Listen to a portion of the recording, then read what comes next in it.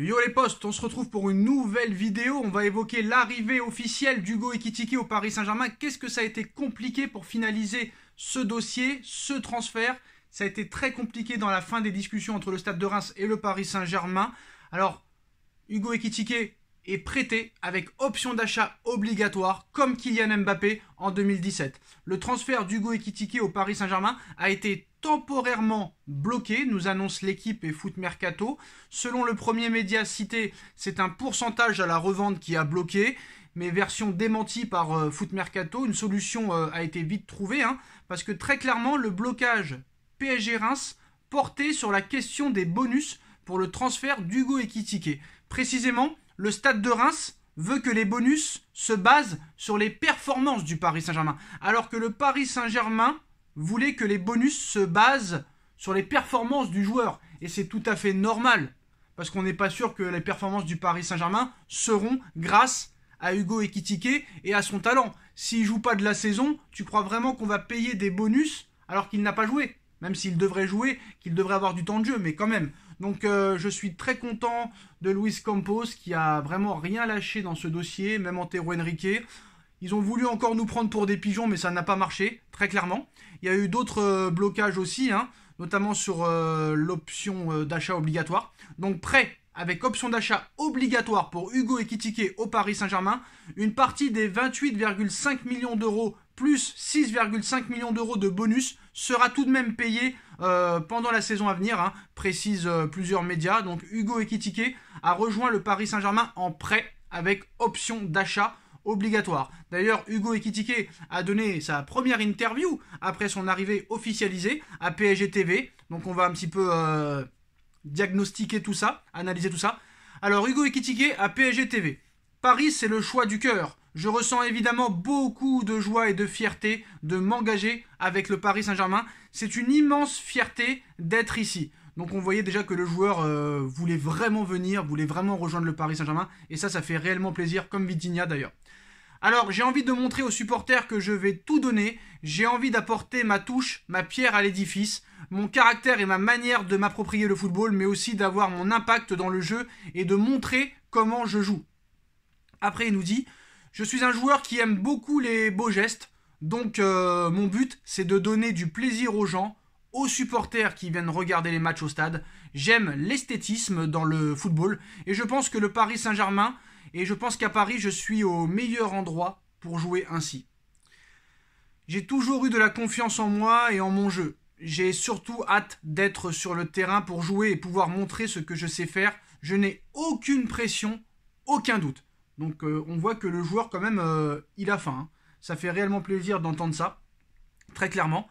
Donc on va voir un petit peu maintenant, on va faire un petit bilan, actuel au Paris Saint-Germain au niveau de ce mercato. Alors au niveau des arrivées, Nuno Mendes, option d'achat levée au Sporting.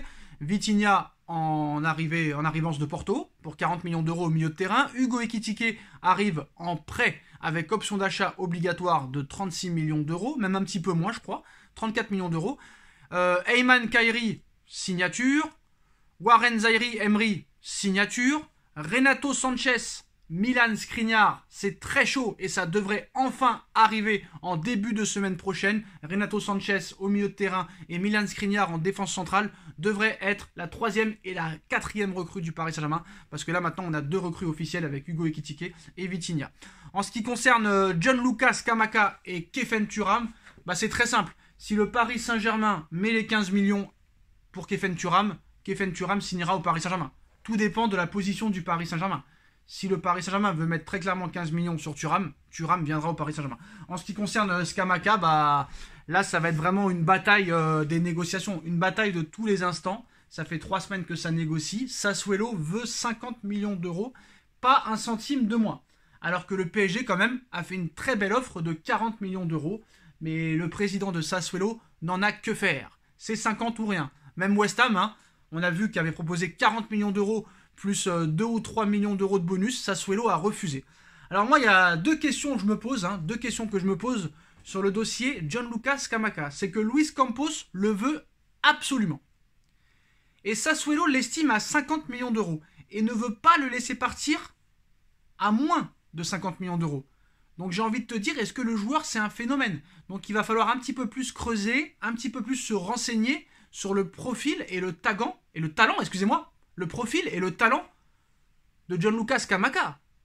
Parce que comment un joueur qui a joué 4 ans sur 5 en Série B, qui a fait certes une très belle saison avec le Sassuolo en marquant 16 buts, dont 0 sur penalty, mais moi je me pose des questions. Est-ce qu'il est si fort que ça? Pourquoi aucun grand club italien est sur lui?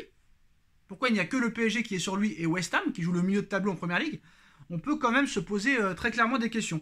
En ce qui concerne Arnaud Kalimuendo, les postos, Arnaud Kalimuendo a impressionné le nouveau coach du Paris Saint-Germain, Christophe Galtier, et fait tout pour rester au Paris Saint-Germain. Il pourrait rester si Mauro Icardi s'en va. Pas de décision hâtive. Paris veut prendre son temps. Leeds, l'Inter de Milan et Newcastle United sont très intéressés. Le PSG en demande 25 millions d'euros.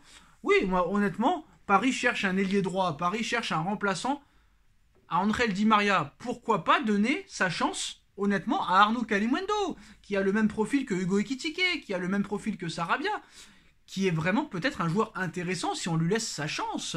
Pourquoi aller recruter encore un joueur à 50 millions d'euros alors que tu as Hugo Ekitike et que là maintenant tu as Kylian Mbappé, Messi, et en ce qui concerne Neymar, ça on sait pas, mais Sarabia en plus, et voilà, Arnaud Kalimuendo c'est très bien à droite. Voilà, si on veut vraiment changer de stratégie, bon bah ça fait pas rêver les footix supporters du Paris Saint-Germain. Si vous n'êtes pas content, allez supporter le Barça, allez supporter le Real Madrid, allez supporter le Bayern de Munich. Nous, ça y est, maintenant, on change de stratégie, c'est terminé. On revient à l'essentiel. On revient maintenant aux joueurs à fort potentiel.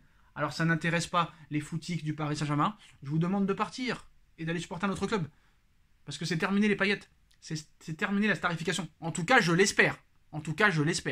Mais là, vu comment c'est parti, qui aurait cru encore il y a un an que des joueurs du profil d'Hugo Ekitike, de Vitinha, peut-être de Renato Sanchez, allaient venir au Paris Saint-Germain? À la limite, peut-être que Skriniar, c'est bling bling, mais à l'arrivée, Skriniar, combien il a de matchs référence en Ligue des Champions? Pas beaucoup. Et moi, je suis désolé, Skriniar, pour moi, ça coûte très cher quand même. 65 millions d'euros à un an de la fin de son contrat, où il n'a même pas un match référence en Ligue des Champions. C'est très cher. Mais bon, voilà les postos. En tout cas, on a vu qu'il y a d'autres informations qui sont parues aujourd'hui sur d'autres joueurs, les postos. Ça serait intéressant aussi de jeter un œil là-dessus. Le PSG pourrait bientôt formuler une offre de 30 millions d'euros, bonus compris, pour plus bonus, pour Gonzalo Ignacio, défenseur central de 20 ans évoluant en Sporting Lisbonne. Alors c'est pas le Ignacio, ce n'est pas le Gonzalo du Benfica Lisbonne. Celui du Benfica Lisbonne, c'est un ailier droit qui joue à droite et qui s'appelle Gonzalo Ramos. Là, c'est un défenseur central du Sporting Lisbonne, l'équipe ennemie, le rival du Benfica Lisbonne, et qui évolue au poste de défenseur central. Paris pourrait proposer 30 millions d'euros. On sait que Paris cherche encore un défenseur central en plus. Alors, est-ce que ça veut dire très clairement que Presnel Kimpembe va quitter le Paris Saint-Germain officiellement dans les prochaines semaines? On peut quand même le penser. Sauf retournement de situation, Skriniar et Gianluca rejoindront le Paris Saint-Germain dans les prochains jours, dans les prochaines semaines, on ne sait plus. Donc voilà les postos. Dites-moi en commentaire ce que vous en pensez. On like, on partage, on commente, on s'abonne. Et le PSG qui a officialisé, après Vitinha, sa deuxième recrue officielle, prêt avec option d'achat obligatoire pour Hugo Ekitike pour la maudite somme de 34 millions d'euros. Dites-moi en commentaire ce que vous en pensez. On like, on partage, on commente, on s'abonne. Et on se retrouve très vite pour une nouvelle vidéo les postos. Tchuss.